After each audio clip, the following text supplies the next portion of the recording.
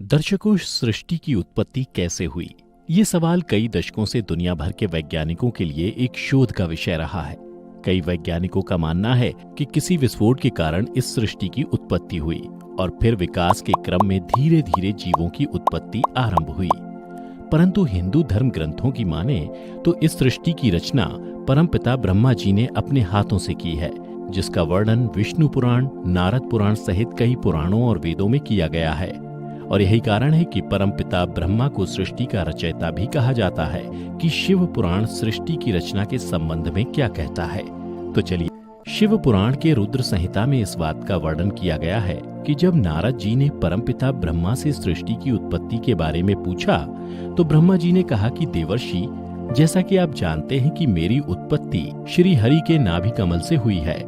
जब मेरी उत्पत्ति हुई तो देवों के देव महादेव ने मुझसे सृष्टि रचना का आदेश दिया और वे अंतर्धान हो गए। उसके बाद मैं उनकी आज्ञा का पालन करने के लिए ध्यानमग्न हो कर्तव्य का विचार करने लगा और फिर भगवान शंकर को नमस्कार करके श्री हरि से ज्ञान पाकर परमानंद की प्राप्ति कर मैंने सृष्टि की रचना करने का निश्चय किया। उसके पश्चात मैंने सृष्टि की रचना की इच्छा से भगवान शिव और उनका स्मरण करके पहले उनके द्वारा रचे हुए जल में अपनी अंजलि डालकर जल को ऊपर की ओर उछाला। इससे वहां एक अंड प्रकट हुआ जिसे 24 तत्वों का समूह कहा जाता है। हे मुनिश्रेष्ठ, वह विराट आकार वाला अंड जड़ रूप ही था। उसमें चेतनता ना देखकर मुझे बड़ा संशय हुआ और मैं अत्यंत कठोर तप करने लगा। इस तरह 12 वर्षों तक भगवान विष्णु के चिंतन में लगा रहा। उसके बाद भगवान श्री हरि स्वयं प्रकट हुए और बड़े प्रेम से मेरे अंगों का स्पर्श करते हुए मुझसे प्रसन्नता पूर्वक बोले, हे ब्रह्म, तुम वर मांगो, मैं तुम्हारी तपस्या से अति प्रसन्न हूँ। मुझे तुम्हारे लिए कुछ भी अदेय नहीं है। भगवान शिव की कृपा से मैं सब कुछ देने में समर्थ हूँ। यह सुन मैंने भगवान श्री हरि से कहा, हे प्रभु, आपने जो मुझ पर कृपा की है वह सर्वथा उचित ही है, क्योंकि भगवान शंकर ने मुझे आपके हाथों में सौंप दिया है। विष्णु, आपको नमस्कार है। आज मैं आपसे जो कुछ मांगता हूँ उसे दीजिए। प्रभु, यह विराट रूप 24 तत्वों से बना हुआ अंड में किसी तरह का चेतन नहीं हो रहा है, जड़ीभूत दिखाई देता है। हे नारायण, इस समय आप भगवान शिव की कृपा से यहाँ प्रकट हुए हैं, अतः शंकर की सृष्टि शक्ति या विभूति से प्राप्त हुए इस अंड में चेतनता लाइए। मेरे ऐसा कहने पर शिव की आज्ञा में तत्पर रहने वाले महाविष्णु ने अनंत रूप का आश्रय ले उस अंड में प्रवेश किया। उस समय उन परम पुरुष के सहस्त्रों मस्तक, सहस्त्रों नेत्र और सहस्त्रों पैर थे। उन्होंने भूमि को सब ओर से घेर कर उस अंड को व्याप्त कर लिया। मेरे द्वारा भली भांति स्तुति की जाने पर जब श्री विष्णु ने उस अंड में प्रवेश किया था तब वह 24 तत्वों का विकार रूप अंड सचेतन हो गया। पाताल से लेकर सत्यलोक तक की अवधि वाले उस अंड के रूप में वहां साक्षात श्री हरि ही विराजने लगे। उस विराट अंड में व्यापक होने से वे प्रभु वेराज पुरुष कहलाए। प्रसन्न मुख महादेव ने न केवल अपने रहने के लिए सुगम्य कैलाश नगर का निर्माण किया, जो सब लोगों से ऊपर सुशोभित होता है। देवर्षि, संपूर्ण ब्रह्मांड का नाश हो जाने पर भी वैकुंठ और कैलाश, इन दो धामों का कभी नाश नहीं होता। हे नारद, मैं सत्यलोक का आश्रय लेकर रहता हूँ और महादेव जी की आज्ञा से ही मुझ में सृष्टि रचाने की इच्छा उत्पन्न हुई है। उसके बाद जब मैं सृष्टि की रचना की इच्छा से चिंतन करने लगा, उस समय पहले मुझ में अनजान में ही पापपूर्ण तमोगुणी सृष्टि का प्रादुर्भाव हुआ, जिसे अविद्या पंचक कहते हैं। तदनंतर प्रसन्न चित्त होकर शंभु की आज्ञा से मैं पुनः अनासक्त भाव से सृष्टि का चिंतन करने लगा। उस समय मेरे द्वारा स्थावर संज्ञक वृक्ष आदि की सृष्टि हुई, जिसे मुख्य सर्ग कहते हैं। यह पहला सर्ग है। वह अपने लिए पुरुषार्थ का साधक नहीं है। यह जानकर सृष्टि की इच्छा वाले मुझ ब्रह्मा से दूसरा सर्ग प्रकट हुआ, जो दुख से भरा हुआ है। उसका नाम है त्रियक्षरोता। वह सर्ग भी पुरुषार्थ साधक नहीं था। उसे भी पुरुषार्थ साधन की शक्ति से रहित जान जब मैं पुनः सृष्टि का चिंतन करने लगा, तब मुझमें शीघ्र ही तीसरे सात्विक सर्ग का प्रादुर्भाव हुआ। उसे उधर्व श्रोता कहते हैं। यह देव सर्ग के नाम से विख्यात हुआ। देव सर्ग सत्यवादी तथा अत्यंत सुखदायक है। उसे भी पुरुषार्थ साधन की रुचि एवं अधिकार से रहित जानकर मैंने अन्य सर्ग के लिए अपने स्वामी श्री शिव का चिंतन आरंभ किया।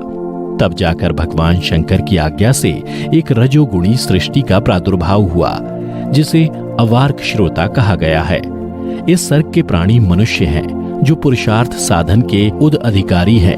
तदनंतर महादेव जी की आज्ञा से भूत आदि की सृष्टि हुई। इस प्रकार मैंने 5 तरह की वैकृत सृष्टि का वर्णन किया है। इनके सिवा 3 प्राकृत सर्ग भी कहे गए हैं, जो मुझ ब्रह्मा के सानिध्य से प्रकृति से ही प्रकट हुए हैं। इनमें पहला महत्व का सर्ग है, दूसरा सूक्ष्म भूतों अर्थात तन्मात्माओं का सर्ग है और तीसरा वैकारिक सर्ग कहलाता है। इस तरह वे 3 प्राकृत सर्ग हैं। प्राकृत और वैकृत दोनों प्रकार के सर्गों को मिलाने से 8 सर्ग होते हैं। इनके सिवा नमा कौमार्ग सर्ग है, जो प्राकृत और वैकृत भी है। इन सब के अयांतार भेद का मैं वर्णन नहीं कर सकता, क्योंकि उसका उपयोग बहुत थोड़ा है। हे मुनिश्रेष्ठ, इन सब के बाद द्विजात्मक सर्ग का प्रतिपादन हुआ। इसी का दूसरा नाम कौमार्ग सर्ग है, जिसमें सननंदन आदि कुमारों की महत्वपूर्ण सृष्टि हुई।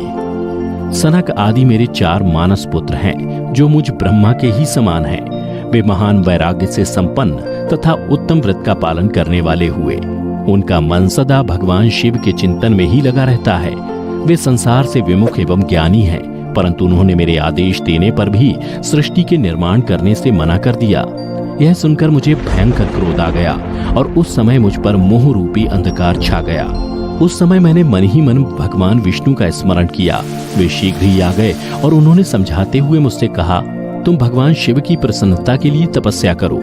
उसके बाद श्री हरि के आदेशानुसार मैं भगवान शिव के नाम से महाघोर एवं उत्कृष्ट तप करने लगा।